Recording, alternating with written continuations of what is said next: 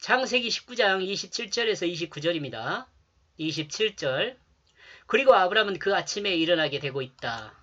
그곳을 향하여 거기 여호와 옆에 서 있었던 이 아브라함이 여호와와 말씀을 나눴던 그곳에 이제 아브라함이 서 있는 거죠. 아침에 일찍 일어나서 아마 잠도 잘 못 자지 않았을까 그런 생각이 듭니다. 걱정이 돼서 이제 배경이 바뀌었습니다. 이게 소돔과 고모라에서 아브라함이 있는 곳으로 배경이 바뀌었어요. 롯이 거한 멸망의 성에서 하나님의 길을 행하며 하나님의 뜻 안에 있는 아브라함이 서 있는 현장으로 바뀌었습니다. 소돔성에서 소돔이라고 써준 거 낫겠네요. 아침에 아브라함은 일어나게 되었습니다. 그리고 여호와 앞에 서 있었던 그 자리로 향하고 있습니다. 아브라함은 어제의 기억 속에서 잠을 설쳤을 수 있습니다.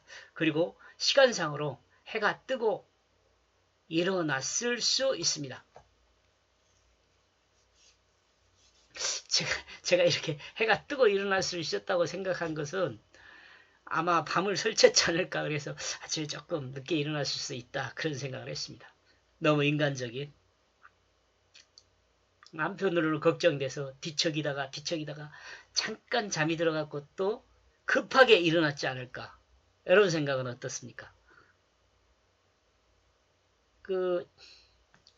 자녀들에 대한 문제가 있을 때 제가 지금 아버지 된 입장으로서 늘 그러더라고요. 걱정이 되면 잠이 안 와요. 내 문제는 별거 아니에요. 사실은 내 자신의 문제는 별거 아니에요. 그냥 자요. 그런데요, 자녀의 문제가 있으면 쉽지가 않아요. 막 어떨 때는 미안한 마음도 들고 걱정도 되지만 내가 좀 충실했으면 우리 자녀들이 저렇게 어려움을 겪지 않지 않을까, 또 문제에 부딪히지 않지 않을까 이런 생각을 해가지고 아버지 된 입장으로서는 그렇게 쉽게 잠들지 못하더라고요. 아브라함도 그랬지 않을까 그런 생각이 드는 거죠. 내가 저녁 거의 새벽까지 몸을 뒤척이다가 깜빡 잠들어서 깜짝 놀라가지고 아침에 일어나서 여호와와 그 이야기를 나눴던 장소로 뛰어나왔지 않을까 그런 생각을 해봅니다. 28절. 그리고 그는 내려다보고 있다. 소돔과 고모라 앞을 향하여. 그리고 그 땅의 모든 지면 위에. 그리고 그는 보고 있다. 그는 그 땅에서 그 연기가 올라가는 것을 보았다. 그 용광로 연기 같은.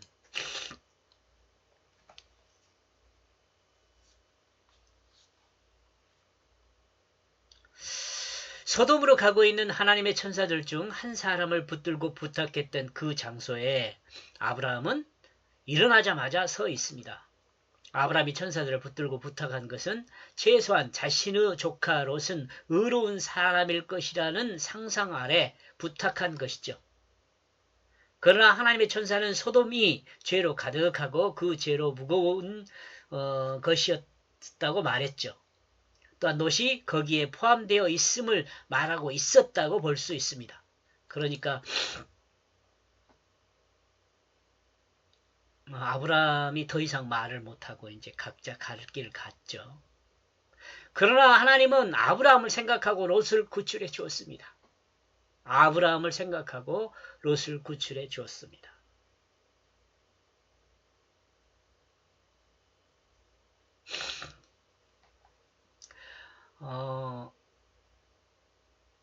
우리가 성경을 읽을 때 하나님은 아브라함을 생각하고 롯을 구출해 주었다 그러잖아요. 근데 아브라함이 우리들한테 어떤 사람이죠? 믿음의 조상이죠. 믿음의 조상. 우리는 누구를 믿죠? 아브라함을 믿는 거 아니죠. 예수를 믿죠. 예수. 이런 것들하고 생각하면서 하나님 그냥 이렇게 지나친 것이 아니라 하나님이 예수 때문에 나를 구원해 주셨지, 이런 것도 연결시켜서 우리가 생각을 해볼 필요가 있어요. 그래야 더욱더 예수를 강하게 붙들 수. 예수 때문에 우리가 구원받았는데 그러면서 예수를 더욱더 강하게 붙들죠. 예수를 붙든다니까 옛날 그 역사 속에 있는 그 예수를 붙든다는 말이 아니에요. 여러분 또 오해하면 안 돼요. 예수를 붙든다니까 십자가를 붙든다고 그런 어리석은 생각하면 안 돼요. 나무로 만든 십자가, 돌로 만든 십자가, 교회 앞에 있는 십자가 그거 붙드는 게 아니에요. 우리가 예수를 믿고 예수를 붙든다는 것은 무슨 말이냐면 내가 죽었다는 것을 붙드는 거예요. 내가 죽었다는 것을. 그리고 내가 예수 생명으로 살았다는 그 생명을 붙드는 거예요.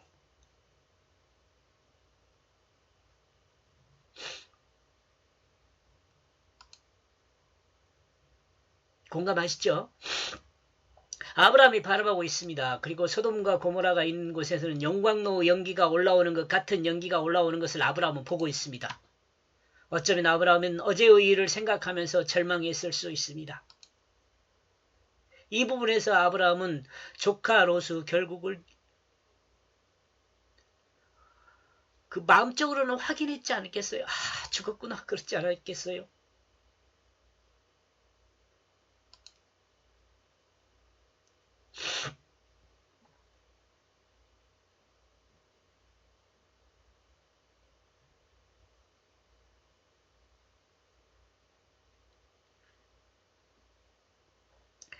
(29절) 그러므로 그 하나님이 멸하고 있다. 그 들판 성읍들을.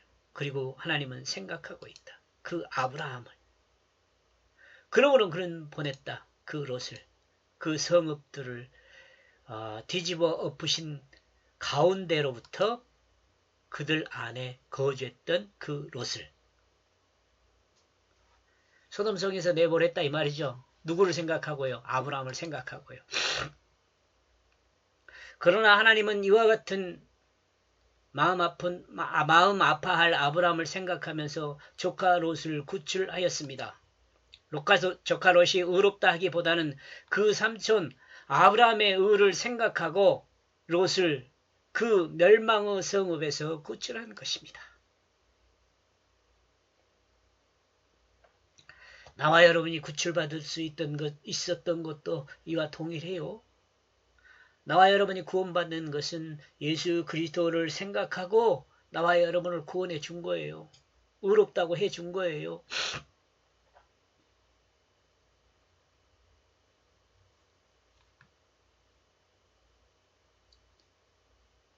이런 하나님 말씀이 사실이냐 거짓이냐 역사적 사실이냐 거짓이냐 이런 거 따진다는 게 얼마나 어리석은 일인지 한번 생각해 보면 좋겠어요. 성경은 그 안에 거주하던 그 롯을 구출했다고 증거하고 있습니다. 이는 롯도 소돔과 크게 구별되지 않은 죄인이었음을 우리는 이해하고 있습니다. 말씀을 통해서 우리가 다 이해했었죠. 하나님은 소돔을 멸망할 때 아브라함을 생각했습니다. 하나님은 하나님이 인도한 길을 따라 의로운 길을 행하고 공의로 판결하는 삶을 살았을 뿐 아니라 자신이 죽을 수밖에 없는 존재임을 인정하는 것을 생각했습니다. 하나님은 아브라함을 생각하고 롯을 구해 주었습니다. 대도의 중함을 이해하게 하는 한 부분이라 할 수 있습니다. 여기서 대도라는 것이 나오는데 대신 기도하는 것입니다. 제가 학교 다닐 때 저를 가르친 선생님이 이렇게 대도라고 하는 게 어떻겠냐. 왜냐하면 그때 당시 중보 기도에 대한 그 좀 논쟁이 있었거든요. 중보자는 오직 예수 그리스도 한 분이다. 근데 우리가 어떻게 중보 기도를 한다고 말을 할 수 있겠느냐. 이렇게 했었거든요. 그래서 우리가 그러면 대도라고 한번 해보자. 그렇게 해서 이 대도라는 말을 저도 아마 쓴 것 같습니다. 여기서. 이렇게 해서 27절부터 29절까지 내용을 정리하면 아브라함은 말씀대로 소돔이 멸망하고 있는 것을 보고 있다라고 정리해 보았습니다. 고맙습니다.